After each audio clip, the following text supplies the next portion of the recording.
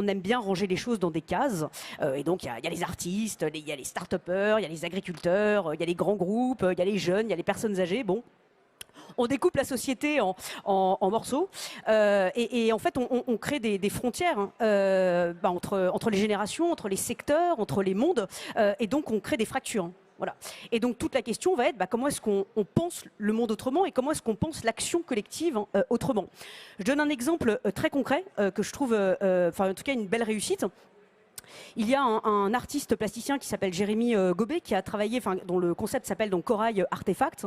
Et là, je trouve que c'est très intéressant parce qu'il s'est dit, par exemple, sur la question de la préservation et de la régénération du corail, il a mis autour de la table différents mondes. L'art, la science, la recherche, l'entreprise, effectivement des collectivités publiques, des écoles. Et donc, c'est en réunissant ces mondes qu'il est arrivé à proposer des solutions très intéressantes. Par exemple, étant un artiste plasticien, c'est passionnant, il a travaillé sur un concept de dentelle.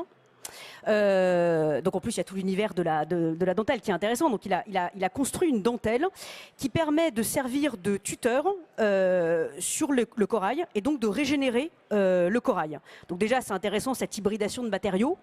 Et puis finalement, on a des artistes derrière cette dentelle. On a aussi effectivement des dentelières. Enfin voilà, donc c'est différents savoir-faire qui sont réunis. Et puis il y avait une de ses œuvres d'art à la gare Saint-Lazare. Justement qui prouvait, c'était une sorte de preuve de concept, où en fait donc il avait proposé donc cette dentelle qui avait été trempée dans un procédé actif spécifique qui permettait de capter tout ce qui était polluant dans l'air, de capter et de détruire les éléments polluants de l'air.